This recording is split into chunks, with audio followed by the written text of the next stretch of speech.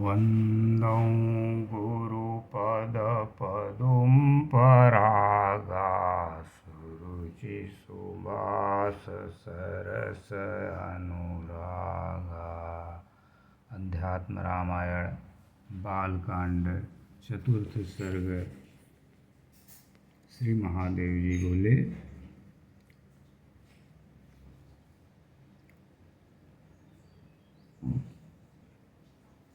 एक बार कौशिक जी आए अयोध्या में, जो ज्वालावत प्रभावान देखने के लिए श्री रामचंद्र जी को यह जानकर कि माया से प्रकट हुए भगवान।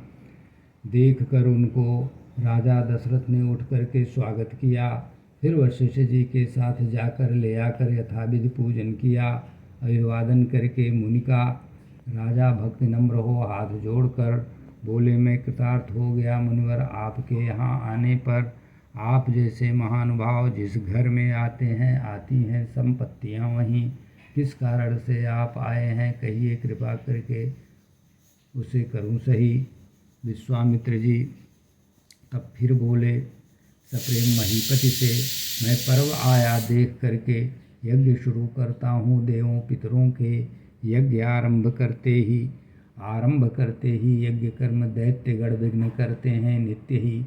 मारीच और सुबाहु और उनके बहुत से अनुचर भी, अतः उनके वध के लिए अपने ज्येष्ठ पुत्र श्री राम को लक्ष्मण के साथ मुझे दे दो, तुम्हारा परम कल्याण हो। वशिष्ठ जी से मंत्रणा करके वशिष्ठ जी से सलाह लेकर दे दो यदि इच्छा हो। तब गुरुजी से पूछे, एकांत में राजा चिंताग्रस्त हो, क्या करूं गुरुजी, श्री राम का त्याग नहीं कर पाएगा मन।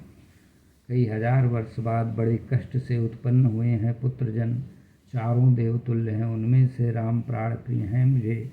राम चले जाएं कहीं मैं जीवित रहूँगा कैसे। इनकार यदि करता हूँ तो मुनि श्राप दे देंगे निश्चय ही।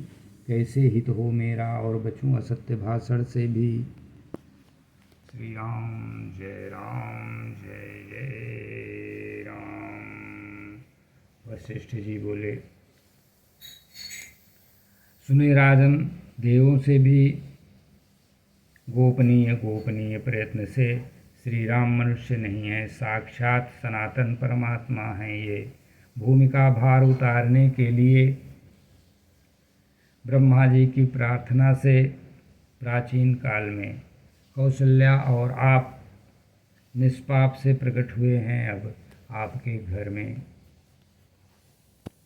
कौशल्या और आपसे प्रकट हुए हैं अब ये आपके घर में।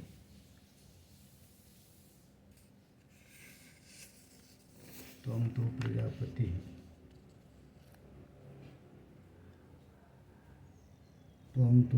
प्रजापति आप पूर्व काल में प्रजापति कश्यप थे, देव ब्रह्मा तनय।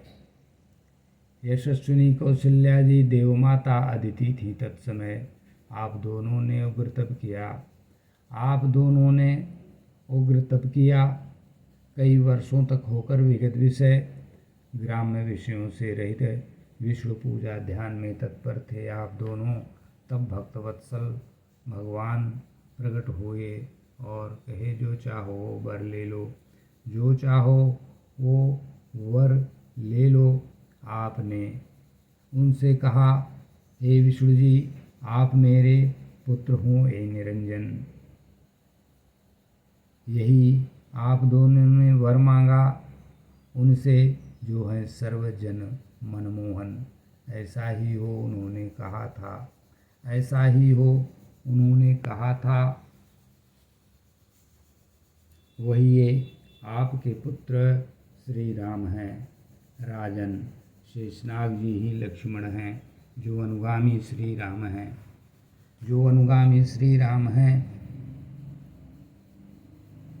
जातो भरत शक्नो शंख चक्र गदा भरत। उन गदाधारी श्री विष्णु के शंख चक्र प्रकट हैं। भरत शत्रुघ्न होकर योग माया भी प्रकटी हैं, सीता नाम से राजा जनक की पुत्री बनकर। विश्वामित्र जी भी राम के लिए उन्हीं सीता से संयोग कराने आए हैं। राजन, यह गुप्त रहस्य है, न कहिएगा किसी से जो हमने बताए हैं। अतः प्रसन्न मन से सत्कार करो कौशिक का और उनके साथ भेज दो रमानाथ, राघव और लक्ष्मण को पकड़ा करके उनका हाथ। तब राजा दशरथ प्रसन्न मन हुए। गुरु वशिष्ठ के ऐसा कहने पर प्रमुदित चित्त हुए, अपने को कृतकृत्य मानकर आदर के साथ बुलाए। हे राम, हे राम, हे लक्ष्मण। आलिंगन किए, सिर सूंघे, कौशिक मुनि को किए समर्पण। तब अति हर्षित हुए प्रतापवान भगवान विश्वामित्रवर, आशीर्वाद देकर सत्कार किए। श्री राम लक्ष्मण के आने पर सत्कार किए। श्री राम लक्ष्मण के आने पर धनुष बाण तरकस तलवारधारी दोनों भाइयों को लेकर चले। कुछ स्थान पार करके राम जी से बोले भक्ति से, राम जी से बोले भक्ति से, श्री राम जय जय राम, जय जय जय राम, श्री राम जय राम, जय जय राम। श्री रामचंद्र जी से बोले भक्ति से। उन्हें प्रदान किए बला और अति बला विद्या दो, जो कि देव निर्मित थी, जिनके ग्रहण करने से भूख प्यास आदि की बाधा नहीं रहती। जब गंगा जी के पार उतर कर वे ताटका वन में आए, तब विश्वामित्र जी ने कहा सत्य पराक्रमी श्री राम से, यहाँ ताटका नाम की राक्षसी रहती है, यहाँ ताटका नाम की राक्षसी रहती है, इच्छा आधारित रूप धरे। हे राम, उसे वह पूरे प्रदेश को कष्ट देती है, उसे मार डालना बिना कुछ विचार करे।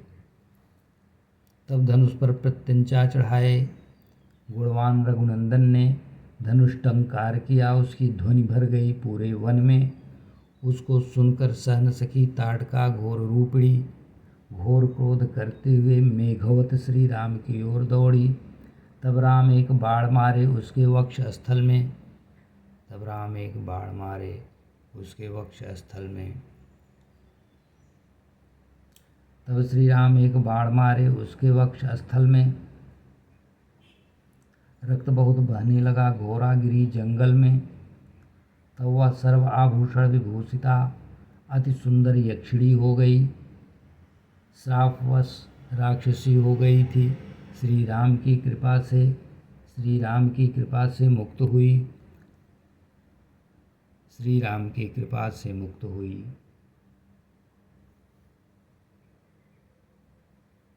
श्री राम की परिक्रमा करके और उनकी आज्ञा लेकर स्वर्गलोक को चली गई। तब ऋषि विश्वामित्र अति हर्षित हो श्री राम का आलिंगन कर उनका सिर सूंघ कर कुछ सोच विचार किए। सर्व अस्त्र शस्त्र विद्या और रहस्य सहित मंत्र प्रीति सहित मुनिवर ने अभिराम श्री राम को प्रदान किए। इस प्रकार अध्यात्म रामायण के बालकांड का चौथा सर्ग उपरोक्त है।